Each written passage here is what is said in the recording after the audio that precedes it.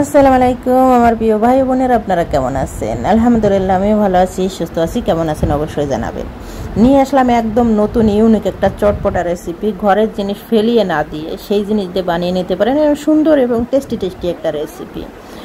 আমরা প্রতিদিনই রেগুলার রুটি খাই, রুটিগুলো যদি ফেলিয়ে না দিই, আমরা ফেলাই দিই, কিন্তু গরুরে দিই, এটা দিই গ্রাম অঞ্চলে, সেগুলো ফেলে না দিয়ে সুন্দর এবং মজার একটা রেসিপি বানাই নিন এবং দেখে নিন পুরো রেসিপি এবং বানিয়ে নিন এই রেসিপিটা। আর এর টেস্ট অসাধারণ টেস্ট পাবে। এটা কিন্তু আমি বারবার কিন্তু বানাই নয়, ভাবলাম যে আমার প্রিয় ভাই বোনেদের সাথে আমি এই রেসিপিটা শেয়ার করি। আশা করি খুবই ভালো লাগবে। বিসমিল্লাহির রহমানির রহিম। এখানে আমি কিন্তু বাসি রুটি যেটা বলে, যখন সকালে বানালে রাতে বা পরের দিনকে সকালে থেকে যায়, এগুলো কিন্তু হয়তো আমরা ফেলে দেই বা কাউরে দিয়ে দেই বা খেয়ে করি, সেই রুটিগুলোই দিয়ে আজকে বানিয়ে নেবে একটা সুন্দর চটপটা একটা রেসিপি। এটা যে কোনো টাইমে বানাই নিতে পারেন। এখানে 1 চামচের মতন আমি ভাজা জিরে নিয়েছি। ভাজা জিরেটা কিন্তু আমার লাগবে, এই জন্য ভাজা জিরে ব্যবহার করবেন। দেখুন রুটিগুলো কিন্তু আমি সুন্দর করে পিস পিস করে কেটে নিয়েছি। এখন এই রুটিগুলো আমি ডুবো তেলে ভেজে নেব। এটা কিন্তু ভাজার পর কিন্তু একদম ক্রিস্পি হয়ে যাবে, একদম মুসমুসে হয়ে যাবে, একদম পাপড়ের মতন হয়ে যাবে। এই জন্য বললাম যে চটপট একটা রেসিপি, ঝাল মিষ্টি টক, ও এটার ফ্লেভারে ছিল অন্যরকম একটা টেস্ট, অন্য লেভারের একটা রেসিপি। এরকম আমি একদম দেখুন তো ব্রাউন একটা কালারের মতন এনে আসছি। এরকম কিন্তু আমি বেশি লাল করব না, হালকা হালকা কালার করে আমি খুব সুন্দর করে ক্রিস্পি করে ভেজে নেব। আর রুটিগুলো কিন্তু এরকম ছোট ছোট পিস করে কাটতে হবে।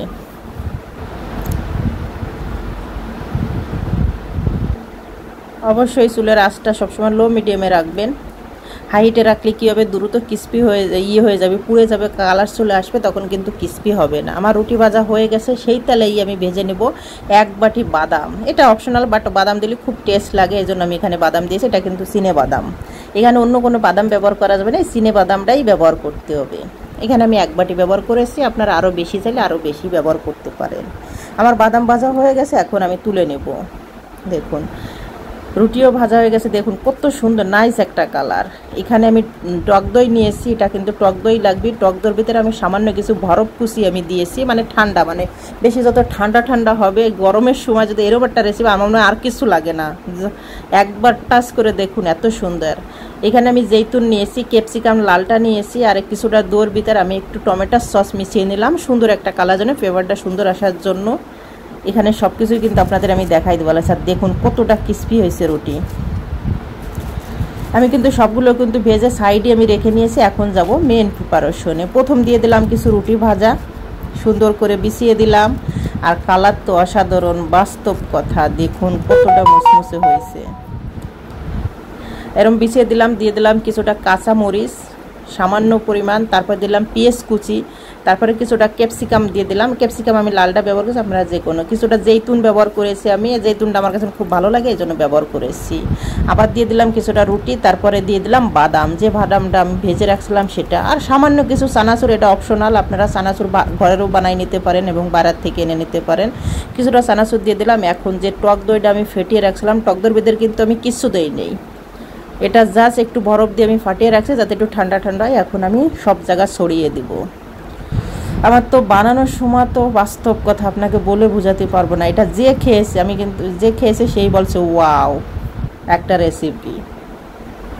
তারপরে টক দই দেওয়ার পর আবার কিছুটা আমি বাদাম দিয়ে দিলাম উপর দিয়ে। এরকম সুন্দর করে আপনাদের পছন্দ আপনারা সাজিয়ে নেবেন। কিছুটা কাঁচামরিচ দিয়ে দিলাম, কিছুটা কাঁচা পেঁয়াজ দিয়ে দিলাম, কিছুটা ক্যাপসিকাম, এটা আপনাদের অপশনাল, আপনারা আমার মতন এরকম সাজান বা আপনাদের পছন্দ মতন।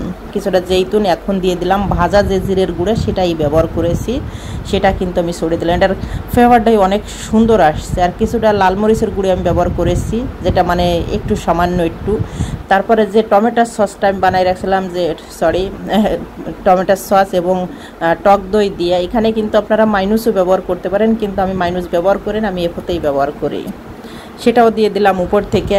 তারপর সামান্য একটু টমেটো সস এটা দিয়ে দিলাম, এটা অপশনাল, এটা দেখতে যাতে সুন্দর লাগে। উপর থেকে আরও কিছুটা আমি বাদাম দিয়ে দিলাম। একদম ঝটপট একদম চটপট এটা রেসিপি। আমার মনে হয় এই রেসিপিটা যদি আপনারা বাসায় বানায় খান, এটা কিন্তু আপনারা 1000 টাকা মানে বাইরে যে চড়া দামে না কিনে এরকম বাসায় বানিয়ে খান। এরকম আমি খুব সুন্দর করে ডেকোরেশন করে নিলাম, উপর থেকে সাজিয়ে দিলাম। এখন কিছুটা রুটি আমি যেগুলো মানে এতটা ক্রিস্পি হাত দিয়ে একটু চাপ দিয়ে সাথে ভেঙে গেল, সেগুলো আমি একটু উপর দেখে দিয়ে দিলাম, দেখতে সৌন্দর্যের জন্য আরও বেশি ভালো লাগতেছে। কিছুটা আবার কিছুটা ভাজা দিয়ে দিলাম আমি।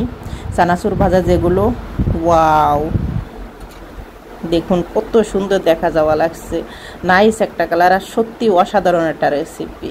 এই রেসিপি আমার বাড়ির লোক আগে পরে খায় না, আমি তো বহু ফিরে খাইছি কিন্তু এরা খায় না। উপর থেকে আবার একটু ভাজা জিরের গুঁড়ে ব্যবহার করে দিলাম যাতে সুন্দর একটা, এখানে কিন্তু আপনারা টেস্ট ব্যবহার করতে পারেন, যেটা আপনার বিট লবণও ব্যবহার করতে, যেহেতু আমি সব কিছুর ভিতরে লবণ আছে যেন লবণ আমি ব্যবহার করি নেই। উপর থেকে একটু টমেটোর সস দিয়েছিলাম, আমার কাছে মনে হচ্ছে একটু টমেটোর সস দিলে বেশি টেস্ট হবে, এই জন্য আমি একটু টমেটোর সস দিয়ে দিয়েছি। এরপরে একবার হলো বাসায় ট্রাই করেন, বাস্তব কথাই আপনার এই আপার কথা মনে করে একবার হলো ট্রাই করেন, অসাধারণ রেসিপি। সবাই ভালো থাকেন, সুস্থ থাকেন, আল্লাহ হাফিজ।